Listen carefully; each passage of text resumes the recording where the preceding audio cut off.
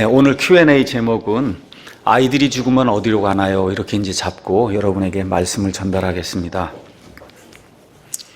요 근래에 이제 여러 형제 자매님들이 이제 방문을 하는데, 지난주에 어떤 자매님이 방문을 하셔서 그래서 그 자매님하고 오후에 잠시 이야기를 나눌 그런 시간이 있었습니다. 그래서 멀리 서울에서 오신다고 그 이야기를 하더라고요.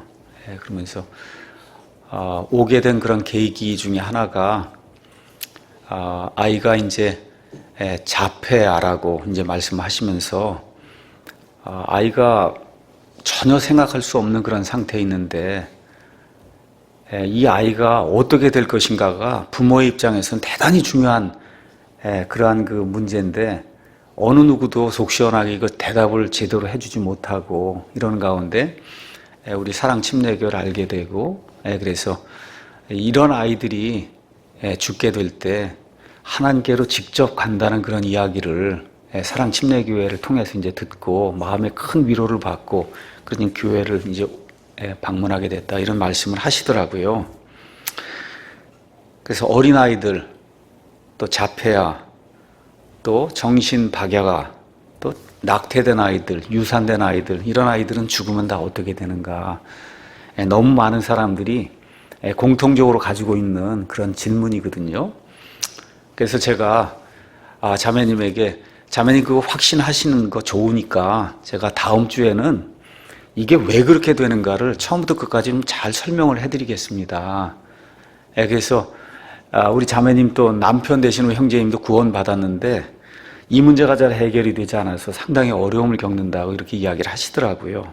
그래서 제가 목사로서 해야 될 일이 어찌됐든 한두 사람이 이런 어려움을 겪고 있다 해도 그걸 잘 가르쳐줘야 될 그런 책무를 가지고 있기 때문에 오늘은 성경 전체를 통해서 이렇게 어린아이들, 정신박약아, 낙태된 아이들 이런 사람들은 도대체 어떻게 되는가 여기에 대해서 여러분에게 말씀드리도록 하겠습니다. 많은 사람들이 믿는다고 하고 또 목사님들도 많이 있고 교회 지도자도 많이 있습니다. 또 심리학자도 있고 철학자도 있고 또 그 외에 뭐 신부들도 있고 신학자도 있고 각계 각층의 여러 사람들이 아이들이 죽으면 어떻게 되느냐 여기에 대해서 이제 질문을 하면 답이 다 다릅니다. 어린 자녀를 잃어버린 부모님들은 특히 또 정신박약아를 둔 이와 같은 그 부모님들은 참 답답한 가운데 이 문제에 대해서 어떤 해답을 얻을 수 있을까 자연스럽게 궁금하게 여길 수밖에 없거든요. 소망의 메시지를 주지 못하는 그런 목사님들도 많고 또 천주교 신부들은 뭐 말할 것도 없고요. 아이가 이제 죽은 경우에 이 아이가 어떻게 될까 이렇게 물을 때 선생님의 아이는 아마 천국에 있을 것이라고 저는 소망합니다. 혹은 이제 천주교에 가면 신부가 뭐라고 얘기하냐 하면 아이가 이제 죽은 경우 선생님의 아이는 림보에 갑니다. 그 림보는 세례를 받지 않고 유아세를 받지 않고 죽은 아이들이 가는 곳을 림보라고 얘기해요. 그래서 뭐 천국은 아니지만 하여튼 뜨거운 지옥 형벌은 받지 않는 그러한 어떤 특별 장소 림보라고 하는 데가 있다. 그래서 아이들이 죽으면 거기 간다. 신부들은 그렇게 이야기를 합니다. 또 개신교 목사들 가운데는 선생님의 아이는 유아세를 받지 않았기 때문에 지옥에 이제 가긴 갔는데 지옥의 가장 차가운 부분에 있습니다. 지옥에 유아세를 받지 않았기 때문에 지옥에 할 수 없이 가긴 가는데 지옥에 아주 뜨거운 데가 있고 중간 뜨거운 데가 있고 지옥에 아주 차가운 데가 있는데 그 차가운 데 있다 이렇게 이제 이야기하는 거예요. 이게 다 뭐냐면 사람의 추측이거든요. 이럴 것이다라고 이제 추측하는 거예요. 근데 저와 여러분이 이 성경에 해답이 있다고 믿으셔야 돼요. 이 성경이 무엇라고 이야기하는가 이게 가장 중요한 거지. 아무리 유명한 사람, 뭐 철학자, 심리학자, 아무리 유명한 심지어 목사라고 얘기해도 성경에서 벗어난 이야기를 하면 우리가 거기에 전혀 가치를 둘 필요가 없습니다. 그래서 오늘은 아이들이 죽으면 어디로 가나요? 이거 이제 설명을 하면서 구원에 관한 이야기를 구원이 도대체 무엇인가 여러분에게 이제 설명을 하려고 합니다. 그래서 제가 오늘 Q&A 이야기하면서 많은 경우 그냥 아이라고 이야기할 때는 특별한 일이 없는 한은 어린아이를 이야기하는 거다. 어린아이. 예. 시편 127편 3절에서 5절 가서 보면 자식은 주님의 유산이고 태의 열매는 그분의 보상이라고 이야기하고 있어요. 그러니까 하나님이 우리에게 자식들을 주셨는데 그게 하나님이 우리에게 주신 상속 유업이라는 거예요. 또 하나님이 우리에게 주신 보상이 아이들이라고 이제 성경이 그렇게 이야기합니다. 이렇게 되면 하나님의 구원 계획에는 아이들도 반드시 포함이 되어 있습니다. 이집트 탈출을 할 때 걸을 수 있는 남자가 60만 명이다 이렇게 이제 돼 있지만 그 안에 남자들 외에도 적어도 100만 이상의 아이들이 그 안에 포함이 되어 있었을 거예요. 수많은 아이들이 이집트 탈출할 때 이집트에서 탈출해서 그래서 가나안 땅에 들어갔습니다. 예수님 말고 구약 시대에 기적을 가장 많이 일으켰던 세 사람이 있어요. 한 사람은 모세, 한 사람은 엘리야, 한 사람은 엘리사. 요 세 사람의 시대에만 기적이 집중적으로 일어났습니다. 그래서 모세 당시에도 수많은 아이들이 구원을 받았고, 여러분이 잘 아신 대로 대언자 엘리야가 사역하던 그 시대에 사르밧 과부에게 도움을 받았는데 그 과부의 아이가 죽게 됐을 때 엘리야가 그 아이를 살리는 그런 일이 열왕기상 17장에 기록이 되어 있습니다. 그 이후에 대언자 엘리사의 그 사역이 시작될 때 열왕기 하 4장에 가서 보면 거기 수넴 여인의 그 아들이 또 죽는 그런 일이 있었는데 엘리사가 그 아이를 살리는 그런 일이 성경에 기록이 되어 있습니다. 성경 전체를 가서 보시면 하나님이 어린아이들 사랑하신다는 사실을 누구라도 금방 이해할 수가 있습니다. 나중에 이제 예수님 이제 공중강림 하시고 7년 동안 환란기가 있고 그거 끝난 다음에 예수님 지상강림 하시면은 이 땅에서 천년왕국이 이루어져요. 천년왕국이 이루어질 때 그 모습을 이사야서 11장에 이렇게 기록을 했습니다. 한번 가서 잠깐 보겠습니다.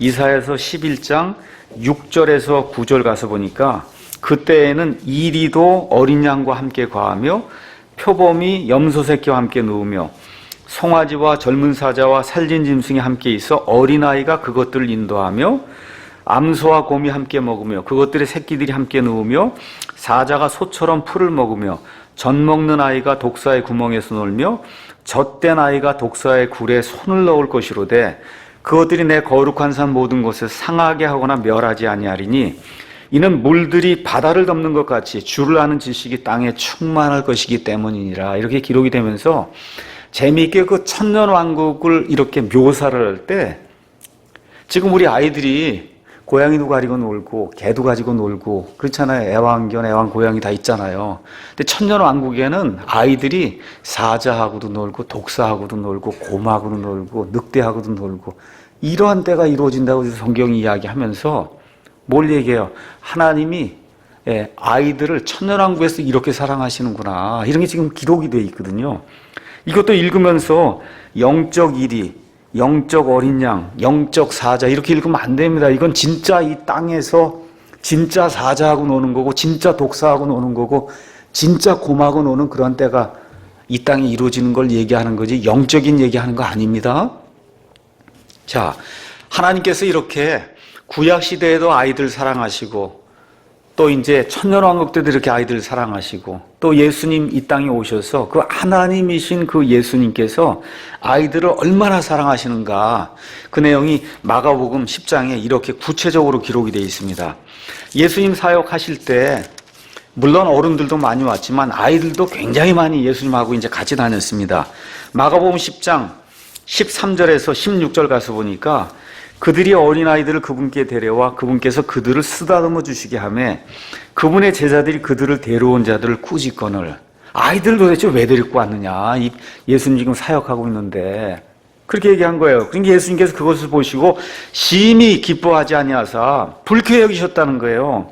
그들에게 이르시되 어린아이들이 내게 오는 것을 허락하고 그들을 막지 말라. 하나님의 왕국은 그런 자들의 것이니라. 예수님이 얼마나 아이들을 사랑하시고 그러면서 뭐라 그래요? 하나님의 왕국, 사람이 다시 태어나야 하나님의 왕국에 들어갈 수도 있고 볼 수도 있다 그랬잖아요. 그 하나님의 왕국이 어린아이들의 것이라는 거예요. 어린아이들이 이미 구원받았다고 지금 이야기를 하고 있습니다. 진실로 내가 너희에게 이르노니 누구든지 어린아이와 같이 하나님의 왕국을 받아들이지 아니하는 자는 그 안에 들어가지 못하리라 하시며 팔로 그들을 안고 그들에게 안수하시며 그들을 축복하시니라. 여러분, 예수님 사역 중에 예수님이 안고 하면서 축복하지 않은 그 경우 거의 없어요. 누구만, 아이들이 이미 예수님에게 속한 자들이기 때문에 예수님께서 그들을 안아주시고, 그렇죠? 쓰다듬어 주시고, 그리고 축복해 주셨다는 놀라운 그런 축복의 말씀이 이 안에 이제 기록이 되어 있습니다. 그래서 예수님 사역 일어나는데 가서 보면 아이들이 굉장히 많이 예수님을 쫓아다니는 걸 우리가 볼 수가 있습니다. 요한복음 6장 9절 가서 보시면 예수님 오병이어의 기적을 일으키는 그런 내용이 있는데, 그 오병이어의 기적을 일으킬 때 거기 빵 5개, 그 다음에 물고기 2마리를 가져온 것도 누구예요? 어린 소년이에요. 어린 소년이 가져왔습니다. 그래서 하나님의 창조물 가운데 누군가 자기를 사랑하는 것, 여기에 대해서 대단히 민감한 두 종류가 있다. 어느 분이 그렇게 얘기하다. 하나는 개, 하나는 어린아이. 개가 주인이 자기 사랑하는 거 알면 얼마나 개가 예민하게 반응하는지 알 수가 없어요. 그렇게 주인을 사랑하고 좋아합니다. 근데 누가 또 그러냐? 애들도 그래요. 애들도 자기 사랑하고 장난감 사주고 좋은 거 주고 그러면 아이들도 아주 예민하게 반응하거든요. 지금 예수님께 아이들 데리고 왔을 때 그 사람들, 제자들이 꾸짖을 때, 그렇죠? 우리 예수님이 그렇게 하지 말라고 이야기하면서 이들을 껴안아 주시고 그 다음에 축복하시는 그런 내용을 우리가 볼 수가 있습니다. 예수님께서 죽은 사람들을 여러 살리셨어요. 남자 어른 누구 살렸어요? 나사로를 살렸습니다. 남자 가운데 젊은이, 나인성 과부의 아들 예수님이 살려주셨어요. 또 누구도 살리냐? 야이로의 딸도 살려줬거든요. 그러니까 예수님의 그 사역 가운데 어른만 포함이 되어 있는 게 아니라 애들도 다 포함이 되어 있다는 사실을 우리가 알 수가 있습니다. 아이들에 대한 성경의 기록을 제가 여러분에게 잠시 먼저 말씀드리겠습니다. 마태복음 18장 2절에서 3절 보니까 이렇게 기록되어 있어요.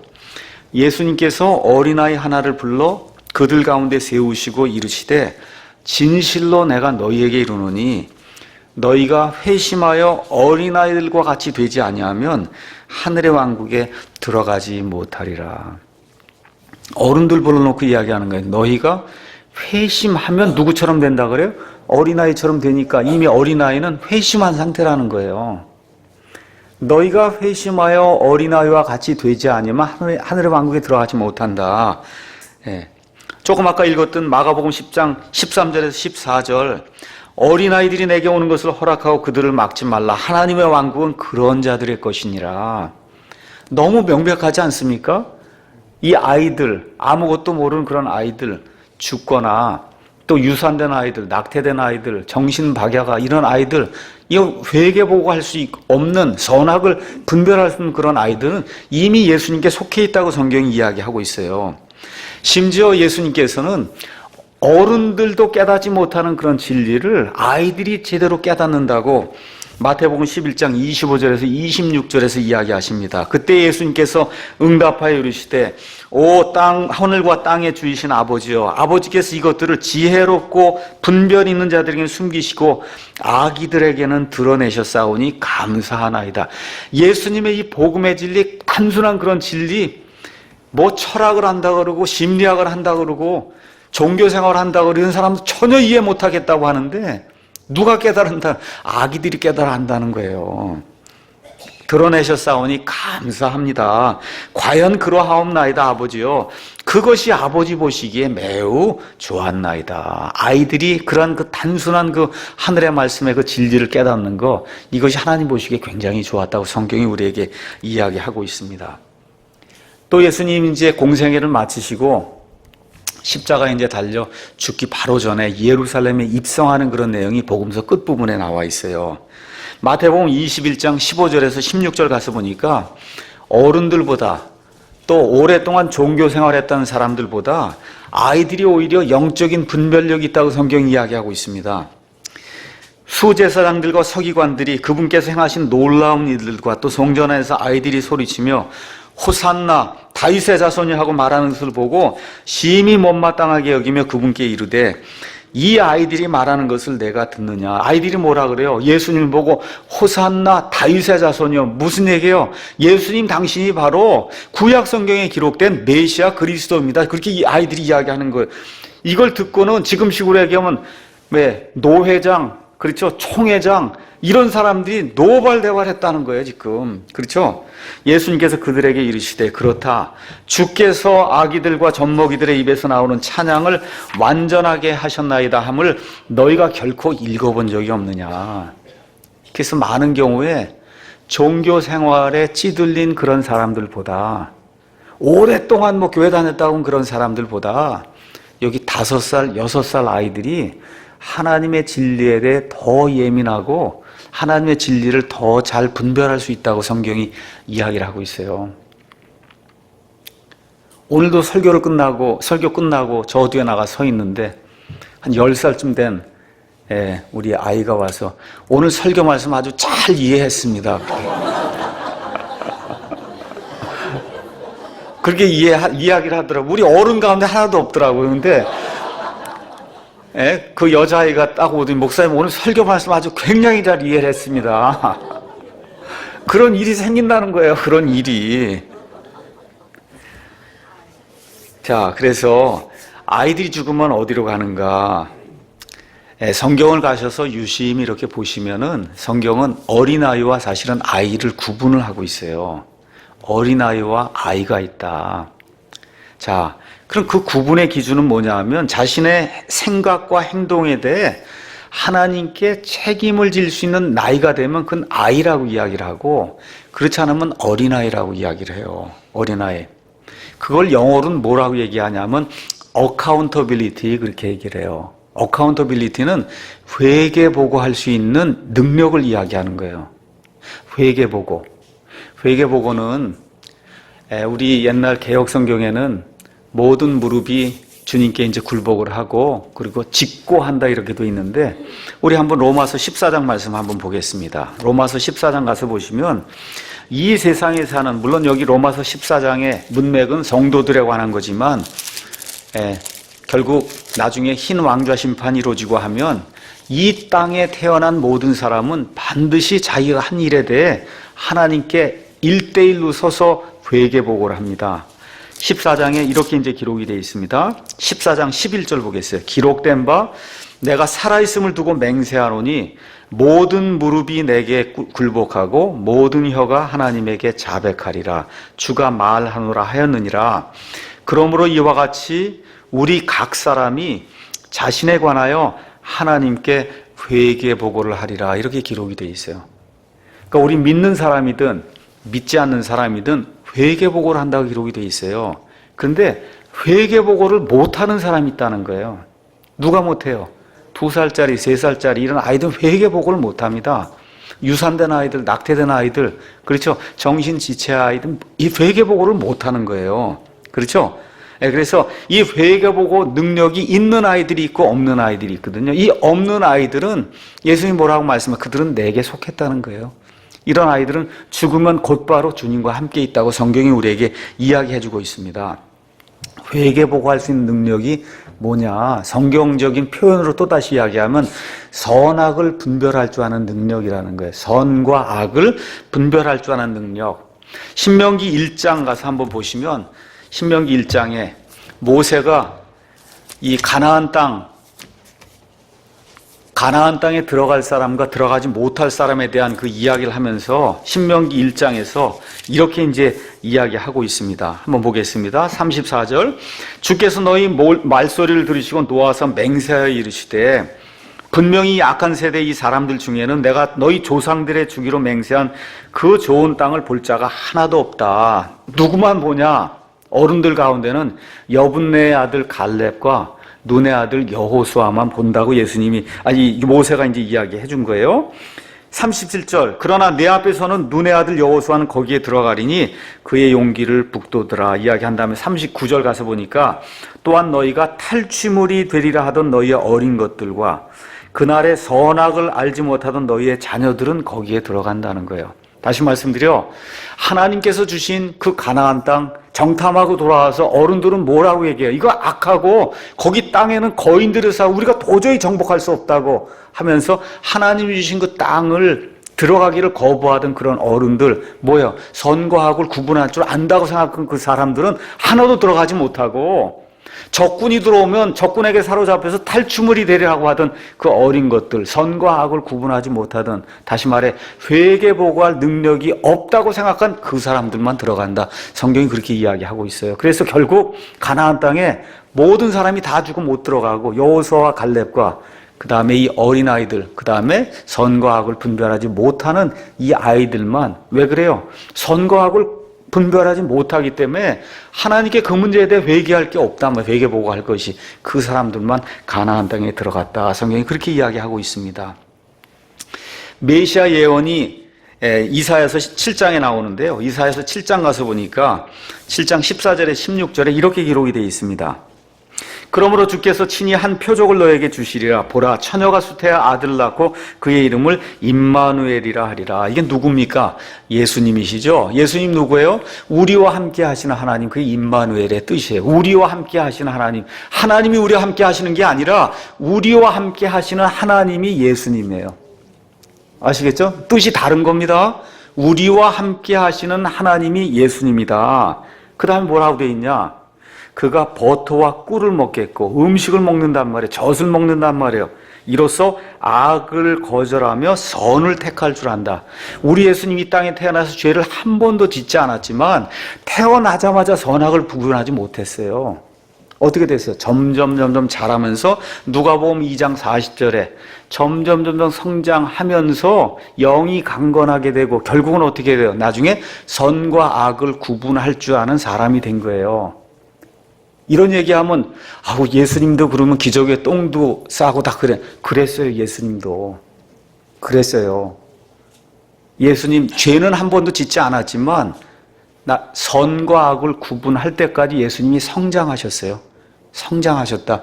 그거를 성경은 회개보고할 수 있는 능력이다. 그렇게 이제 이야기하고 있는 겁니다. 그래서 성경대로 보면 예수님도 나이가 들어서 비로소 선과 악을 구분하셨습니다. 이 땅에 태어난 모든 사람은 시편 51편 5절에 다윗이 고백한 대로 어머니 태 속에서부터 죄인으로 태어나요. 맞습니다. 그래서 태어난 이 아이도 죄인이에요. 제 손녀가 이제 2달도 아직 채 안 됐는데 성경적으로 보면 죄인이에요. 죄인이에요. 저도 죄인이고 여러분 모두가 다 죄인입니다. 그런데 죄인에도 종류가 둘이 있다는 거예요. 태어난 모든 사람이 죄인이라는 그런 일반적인 의미의 죄인이 있고, 태어난 이후에 자기 스스로 악을 택해서 그래서 결국은 죄인이 되거든요. 자신의 선택에 의해서, 저와 여러분 나이가 크잖아요. 이 사람들은 다 자신의 선택에 의해서 또 죄인이 된 거예요. 근데 1살짜리 태어난 지 지금 일주일 된 그런 아이는 죄인은 죄인이지만 자기 선택에 지금 죄인이 된 게 아니거든요. 그렇죠? 이런 종류의 구분이 있다는 겁니다. 그렇죠? 그래서 이거를 성경은 뭐라고 이야기하냐? 로마서 5장 가서 한번 보겠습니다. 로마서 5장에 가서 보면 두 종류의 죄인이 있다. 그렇게 이야기하는 거예요. 로마서 5장 12절에서 14절 가서 보니까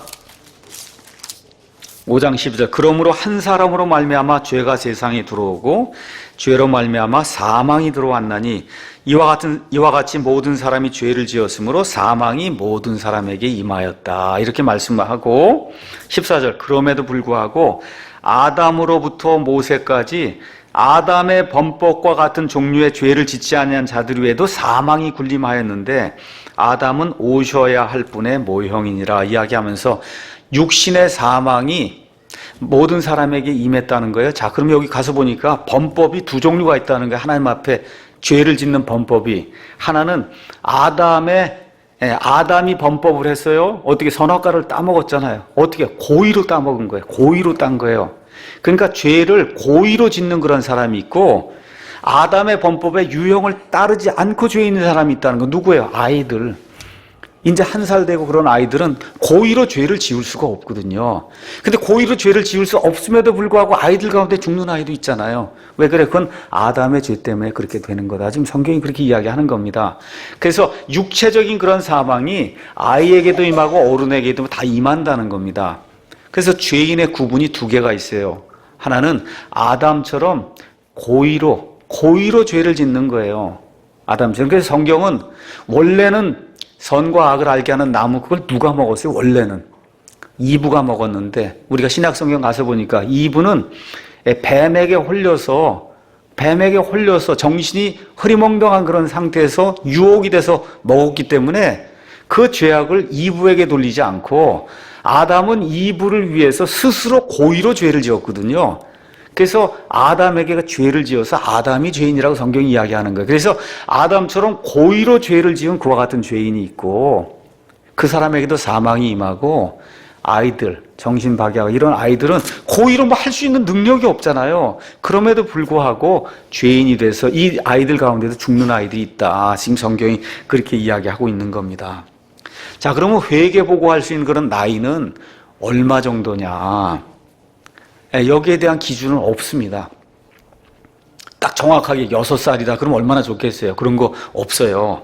아이들 각자의 정신기능 혹은 심성의 성숙 정도, 또 그 아이가 얼마나 많은 영적인 빛을 받았는가. 쉽게 얘기해서 어려서부터 기독교 가정에서 태어나서 어머니 아버지의 이 기독교 교육을 받으면서 성경 말씀을 읽고 자란 그런 아이들은 아주 어려서 5살, 6살에도 회개보고할 수 있는 그런 능력이 생기는 거예요. 그러한 대표적인 케이스가 디모데 후서에 나오는 디모데예요. 내가 어려서부터 성경 기록들을 알았나니 이 성경 기록들이 너를 구원에 이르게 할 수 있다. 이걸 어린아이 때부터 배웠다는 거예요. 디모데 같은 경우. 그러니까 어려서부터 좋은 그런 가정 환경에서 태어나서 하나님의 복음을 쉽게 접하면서 이렇게 된 아이들은 어린 나이에 이미 이 회개복을 갈 수 있는 그런 능력이 이제 생긴다는 겁니다. 그래서 좋은 주일학교, 또 교회, 또 좋은 부모 이렇게 만나서 하나님을 알 수 있는 그런 계기를 자연스럽게 갖게 되면 뭐 6살, 7살 이렇게 돼도 구원받는 아이들이 생겨날 수 있다. 성경이 그렇게 이야기할 수 있습니다. 자, 이렇기 때문에 우리 교회에서도 조심해야 될 것이 아이들 가운데 제가 구원받았습니다 라고 얘기하고 아니면 어떤 아이들은 구원받기 원합니다. 이건 내가 죄인인 걸 깨달았습니다. 그때 부모들이 또 옆에 있는 교사들이 잘 신중하게 대처해. 내가 뭘 알아? 이렇게 되면 곤란하다는 거예요. 그거 아니에요. 아이들 가운데도 좋은 교육 가운데 하나님의 영이 함께 하시면은 그러면 죄를 깨닫고 그리고선 구원받을 수 있으며 회개 보고할 수 있는 능력이 초등학교 1학년만 돼도 생길 수 있다는 겁니다. 그래서 이런 것도 저와 여러분이 무시하면 안 돼요. 그런데 예를 들어 이슬람 국가에 태어났어요. 아마존 밀림에 태어났어요. 그렇죠? 아프리카에 태어났어요. 정말 복음을 접하기 너무 어려운 그런 환경에서 태어나면 뭐 12살, 13살, 심지어 15살이 돼도 회개보고할 수 있는 그런 능력이 생기지 않을 수도 있다는 겁니다. 그렇지만 나이가 점점 더 들어서 20살이 넘어가고 이러면 그거는 자연히 생겼다고 성경이 이야기를 하고 있어요. 그래서 어린아이들의 경우 이런 경우는 정신박야가 지적장애인이라고 우리가 이야기하죠. 또 자폐아, 유산된 아이들, 낙태된 이런 아이들에게도 그대로 적용이 됩니다. 성경 말씀 가서 보시면 아이들은 이미 예수님께 속해 있다. 성경이 그렇게 얘기합니다. 마태복음 18장 5절에 가서 보니까 이렇게 기록이 되어 있습니다. 누구든지 내 이름으로 이런 어린아이 하나를 받아들인 자는 나를 받아들인다. 내 이름으로, 그게 뭐예요? 내게 속했다는 거 소속을 이야기하는 거거든요. 아이들은 예수님께 속해 있다. 성경이 그렇게 이야기하는 거예요. 자, 이렇게 이야기하니까 반론을 펴는 분들이 있습니다. 반론이 크게 두 가지가 있어요. 하나는 요한복음 3장 3장을 가져다 이제 들이다 대는 겁니다. 요한복음 3장 3절에 가서 보니까 예수님께서 니고데모에게 응답하여 이르시되 진실로 진실로 내가 네게 이르노니 사람이 다시 태어나지 아니하면 하나님의 왕국을 볼 수 없느니라. 하나님이 이렇게 말씀하셨는데 어떻게 다시 태어나지 않고 그리고 구원받을 수 있습니까? 그렇게 이야기하는 거예요. 이거 그렇게 얼마든지 이야기할 수 있는 게 특별히 구원파 쪽에서 있다고 오신 그런 분들이 이것 때문에 굉장히 어려움을 많이 겪는 것 같아요. 자, 그럼 한번 우리가 한번 생각을, 여기 예수님이 여기 계시고 요 앞에 지금 2살짜리 아이가 있다고 한번 생각해 보세요. 예수님이 얘기하는 거 이 아이에게, 이 2살짜리 아이에게 얘기하는 겁니다. 내가 만일 회개하지 않으면 오늘 멸망당한다. 그죠? 내 손이 너를 실족하게 하거든 잘라버려라, 너 위선자야. 예수님이 이 2살짜리 아이에게. 예? 그렇죠? 먼저 잔 안에 있는 것을 깨끗이 씻어라. 그래야 잔 밖에 있는 것도 깨끗하게 될 거다. 내가 어떻게 지옥 형벌을 피할 수 있겠냐. 예수님이 지금 2살짜리 아이 그거 얘기한다고 한번 생각해 보세요. 이거 여러분 보시기에 벌써 말이 안 되잖아요. 그렇죠? 말이 안 되죠? 그리고 결국 끝에 가서는 예수님이 2살짜리 아이인데 내가 다시 태어나지 않으면 결코 하나님의 왕국에 들어갈 수 없다.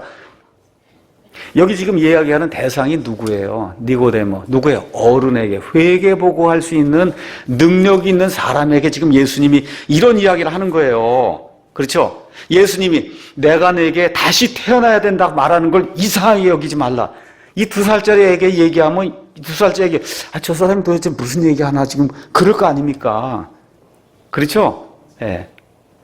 그래서 회개보고할 수 없는 그런 사람은 다시 태어난다고 하는 그런 개념 자체가 그 사람에겐 해당이 안 되는 거예요. 여러분, 다시 태어나려면 어떻게 해야 돼? 들어야 되잖아요. 이해해야 되잖아요. 바르게 판단해야 되잖아요. 그 다음에 믿습니다 하고 고백을 하고 내 자신을 거기다 갖다 베팅을 해야 되잖아요. 의지가 작동을 해야 되잖아요. 어린아이가 어떻게 그런 의지를 작동을 시킬 수가 있어요? 불가능한 거예요.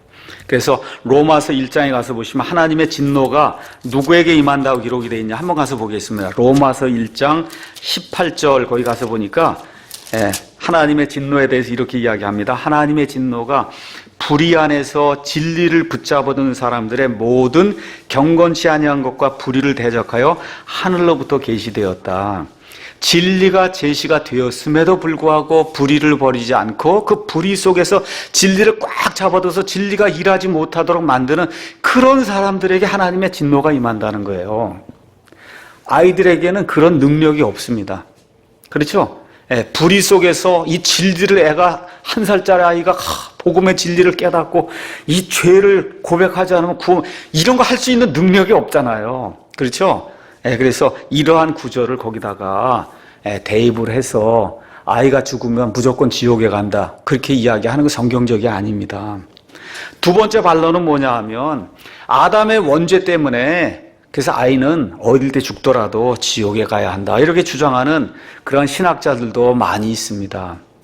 여러분 일단 원죄라는 말이 성경에 있어요? 없어요?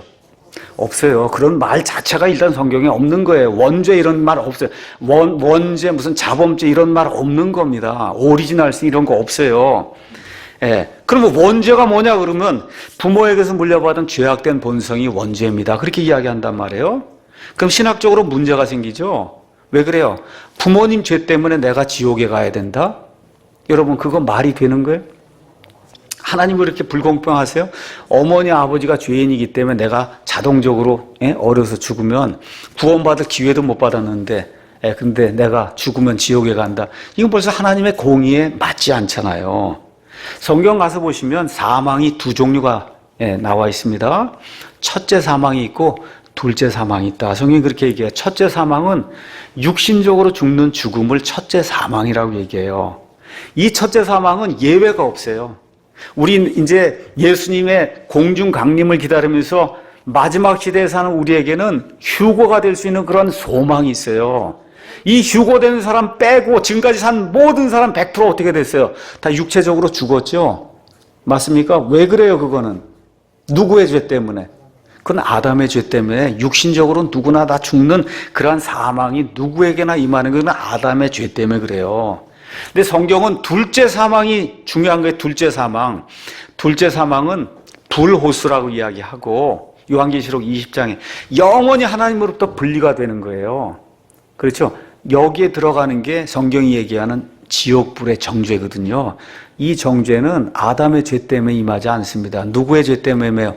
본인의 죄 때문에 임하는 거예요. 본인의 죄 때문에 자기 죄 때문에 둘째 사망을 받는 거예요.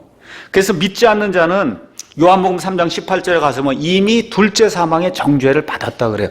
믿지 않는 자는. 근데 아이들이 믿을 수 있어요? 1살짜리, 2살짜리가 어떻게 믿을 수 있어요? 그래서 아이들은 아담의 범법과 같은 종류의 고의적인 그런 죄를 지을 수가 없기 때문에 둘째 사망에 들어갈 수 없습니다. 자, 구원과 그 다음에 구원이 곧 출생 아니에요? 구원 이후의 성화는 오직 하나님의 말씀을 통해서만 가능하거든요.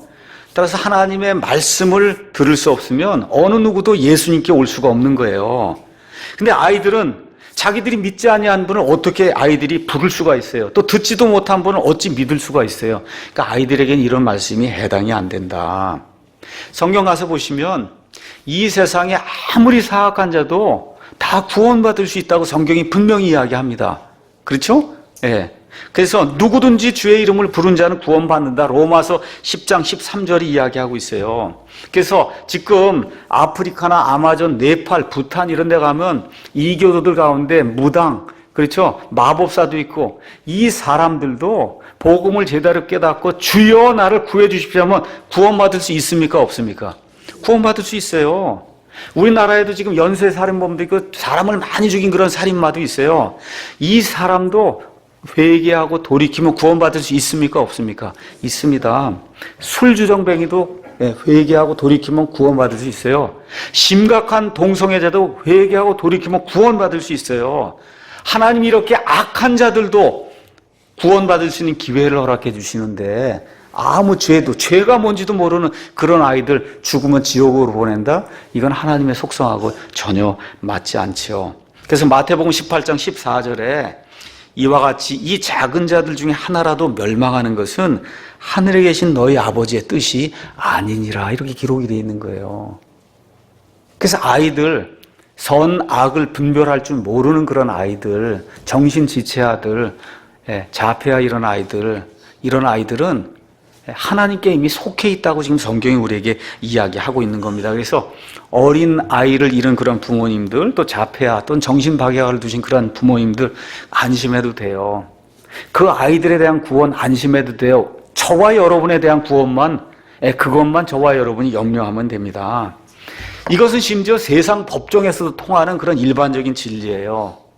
자, 우리가 보통 요새 인터넷에 가서 보면 캣맘 사건이다 이거 나오는 거 알고 있으시죠? 2015년 10월 8일 오후 4시 30분경에 경기도 용인에서 길고양이들 그 집을 지어주던 두 분이 아파트 위에서 떨어진 돌에 맞아 한 사람은 죽고 한 사람은 이제 부상당했어요.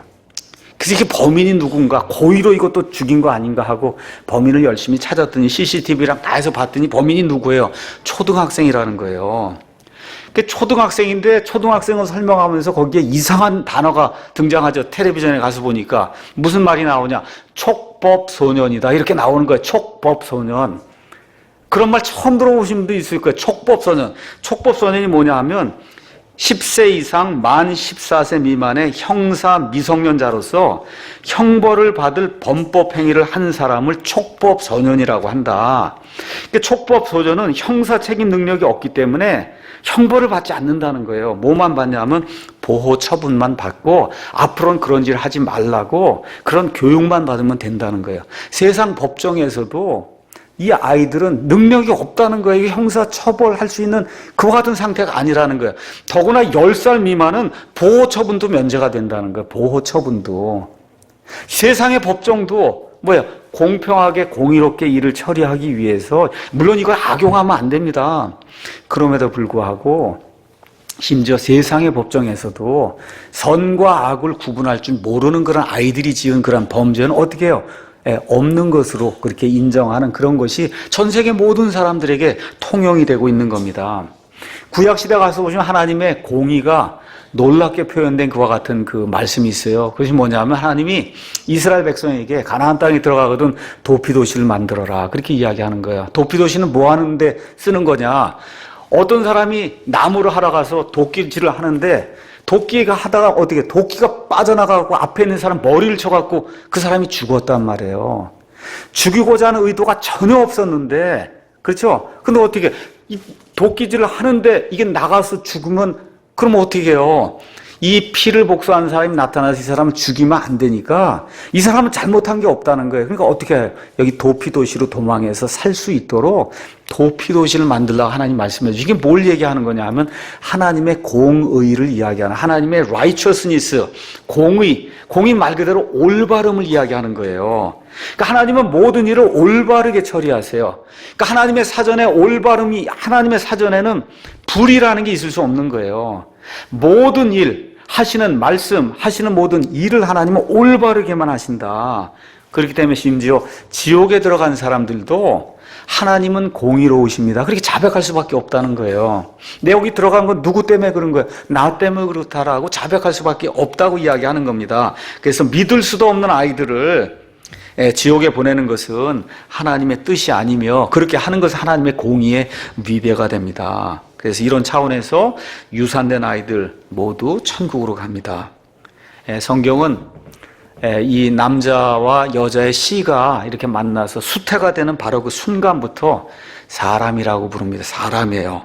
그래서 산모의 생명이 위태로운 그런 경우를 제외하고는 성경적으로 낙태를 금하고 있습니다. 그건 생명을 죽이는 거라고 이야기해요. 1968년도 브리테니카 백과사전에는 방금 잉태된 아이는 완전한 존재로서 완전한 사람이라는 거예요. 씨가, 이게 남자의 씨와 여자의 씨가 딱 만나면 수태가 딱 되잖아요. 그 수태가 된 바로 그 순간에 이미 완전한 사람이라는 거예요. 몸만 기다리고 몸만 성장하는 거다. 지금 그렇게 이야기하고 있어요. 그래서 거기 이렇게 기록이 되어 있습니다. 사람의 조직세포 핵안에는 46개의 염색체가 있다. 그 세포의 염색체 중 23개는 아버지에게서 오며 나머지 23개는 어머니에게서 온다. 그러므로 아버지와 어머니가 각각 세포의 2분의 1씩을 제공하는 것이다. 수태 시에 이들이 결합하여 46개의 염색체를 간 하나의 새로운 세포를 형성한다. 이러한 수정란은 더 이상 아버지와 어머니의 일부가 아니며 새로운 인간의 첫 번째 세포다라고 세속 사전인 브리테니카 백과사전도 그렇게 기록을 하고 있습니다.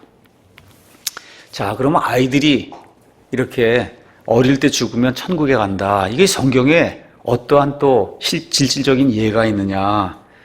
제가 여러분에게 말씀드리도록 하겠습니다.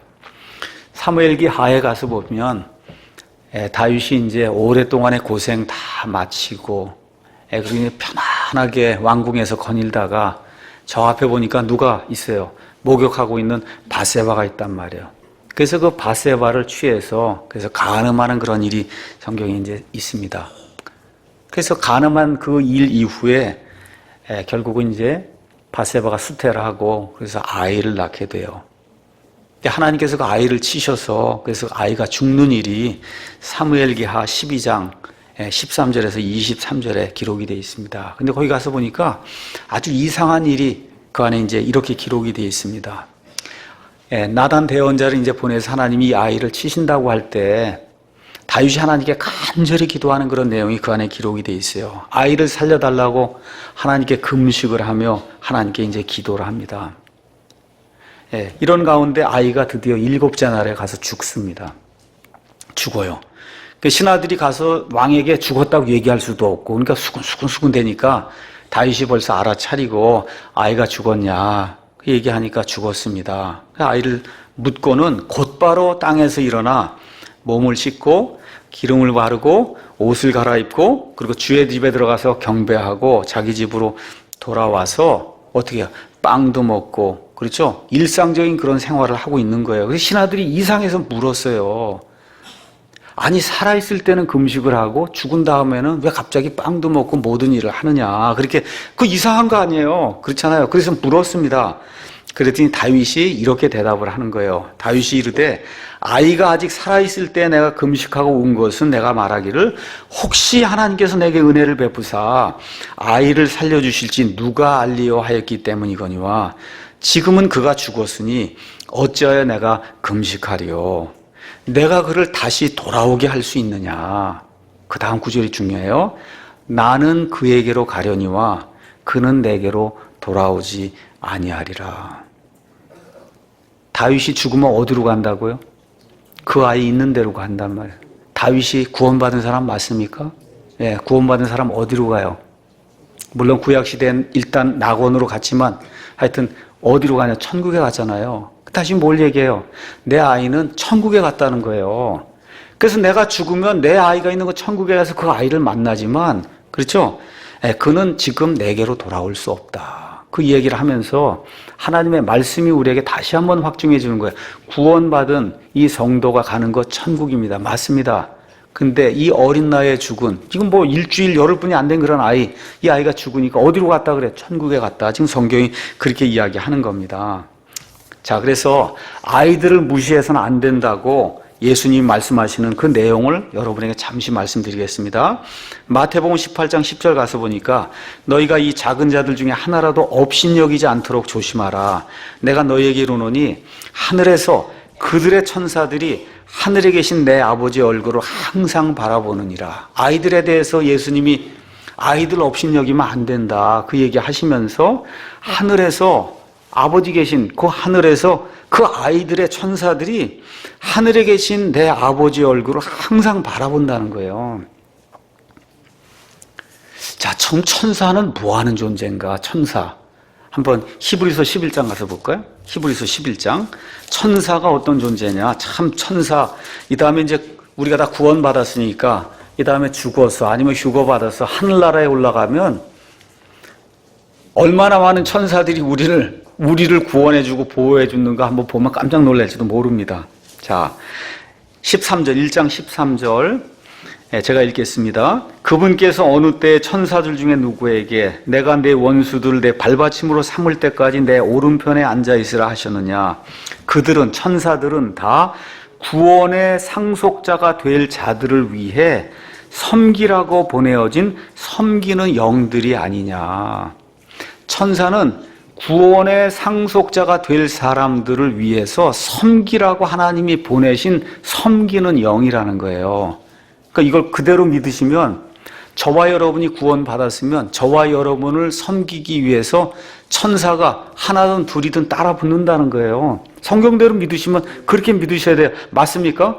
예. 자, 그럼 여기 하늘에서 그들의 어린아이들의 천사들이 하늘에 계신 내 아버지를 항상 바라본다. 예, 어떤 사람이 이렇게 설명한 걸 제가 이렇게 여러분에게 이렇게 좀 전달해 드리겠습니다. 아이가 태어나면 믿는 집에서 태어나든 아프리카 밀림에서 태어나든 아마존에서 태어나든 뉴욕시티에서 태어나든 아이가 태어나면 누구에게나 그를 보호하는 천사가 하나님에게서 이제 보냄을 받습니다.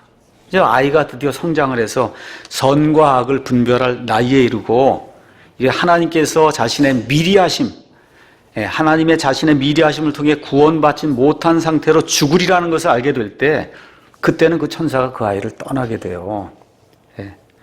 다시 말씀드릴게요.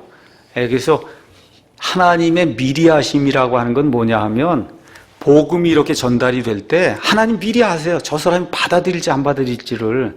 그것에 따라 하나님이 선택하시는 거예요. 이것도 제가 다시 한번 나중에 설명할 겁니다. 이거를 예지에 의한 선택이다. 그렇게 이야기하는 거예요. 아무나 하나님이 그냥 무작위로 선택하는 것이 아니라 이미 복음이 이렇게 전달될 때 하나님이 어떤 사람은 받아들이고 받아들이지 않는 것을 미리 아시고 받아들이지 않는 사람 있잖아요. 그렇게 해서 회개보고할 나이가 넘어가게 되면 그 보호하는 천사가 떠난다는 거예요. 지금 성경이 그렇게 이야기하고 있는 겁니다. 자, 그래서 아이든 어른이든 죽으면 천국이나 지옥 둘 중 안에 하나에 가요. 가는데 선악을 구분할 줄 모르는 회개보고 할 수 있는 능력이 없는 아이들은 죽으면 곧바로, 지금 이 시대는 죽으면 곧바로 예수님께로 간다. 그렇게 이해하시면 좋을 것 같습니다. 하나님은 공의로운 분이에요. 하나님은 모든 사람에게 구원의 길을 베풀어 주십니다. 그래서 어린아이들, 정신박약아, 자폐아, 유산된 아이들도 마찬가지예요. 그들은 이미 예수님의 소유다. 성경이 그렇게 이야기하고 있습니다. 자, 마지막으로 이제 아이들 이야기를 했으니까 이 다음에 저와 여러분이 이제 천국에 가는데 성경은 그 천국을 정확하게는 새 예루살렘이라고 얘기해요. 그러니까 사실 우리가 죽으면 천국에 간다 그렇게 얘기하는 건 맞아요. 틀린 얘기는 아닌데 궁극적으로 최종적으로 우리가 가서 살게 될 때는 사실은 새 예루살렘이에요. 새 예루살렘. 그 다음에 믿지 않는 불신자들이 영원히 가서 살게 될 때 사실 우리가 지옥이라고 얘기하는데 더 정확한 말은 불호수예요. 불호수. 그러니까 새 예루살렘이 있고 그 다음에 불호수가 있습니다. 자, 그러면 지금까지 많은 사람들이 이 땅에 지금 살았는데 도대체 어느 정도가 나중에 새 예루살렘 성에 가서 살게 될까요? 거기에 대해서 잠깐 제가 이거 이야기하면서 추측의 말씀을 드리겠습니다. 어떤 사람이 이제 조사를 좀 해봤더니 인구 증가율과 이런 걸 다 조사를 해보니까 지금까지 지구상에 몇 명이 살았냐? 한 400억 명이 살았다는 거예요. 지금 인구가 한 60억 되지만 옛날에 인구가 그렇게 많지 않았습니다. 그래서 지금까지 사는 사람들 쭉 지난 한 6천 년 동안 이렇게 계산을 해보니까 한 400억 명이 살았다.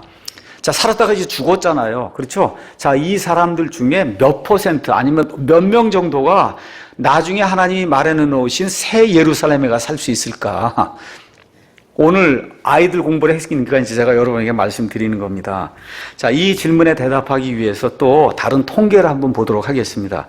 인류학, 그 다음에 사회학을 전공한 사람들은 지금까지 태어난 사람들 가운데 약 70%가 8살을 넘기지 못하고 질병이나 전쟁이나 그 다음에 굶어 죽는 거 이런 걸 통해서 죽는다 그래요. 지금까지 태어난 사람들이 약 70%가. 근데 우리가 오늘 배운 거 따르니까 그렇게 죽으면 회개보고할 나이에 지금 이르지 못하고 죽었으니까 죽으면 어떻게 돼요? 천국에 가니까 결국 새 예루살렘 성에 400억 태어난 사람들 중에 70%는 이미 그렇게 해서 가는 거란 말이에요. 70%가. 그렇죠? 또 매해 전 세계적으로 약 4천만 명의 이 태아가 지금 낙태가 되고 있는데 과거엔 그렇지 않았어요.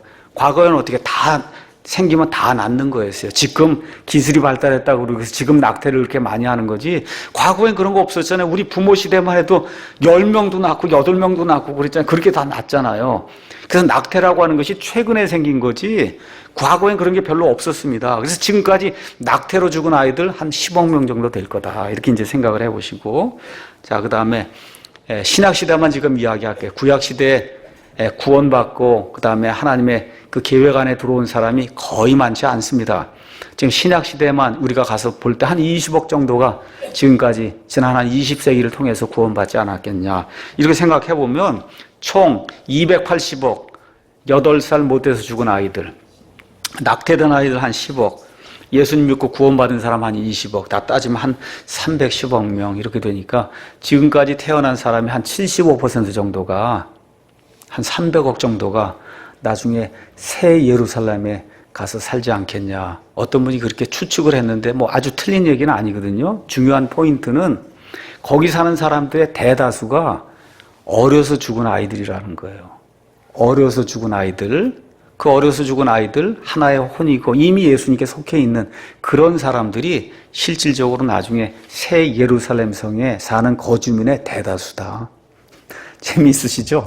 예, 그렇게 저와 여러분이 이해해 볼 수가 있습니다. 자, 이 정도로 이야기를 하고, 어린아이들, 그 다음에 자폐아, 그 다음에 정신박야가 이렇게 회개보고 할 수 있는 능력이 없는 그러한 사람들, 선악을 분별할 수 없는 그런 사람들에게도 하나님께서 이미 구원의 길을 예비해 두셔서 이런 사람들은 지금 신약시대에는 죽는 즉시 그들을 소유하고 계신 예수님께로 간다고 성경이 우리에게 이야기해주고 있습니다. 그래서 혹시 어린 나이에 아이가 죽더라도 그것 때문에 너무 슬퍼하지 마시고 오히려 정말 저와 여러분이 관심을 가져야 될 것은 어른이에요.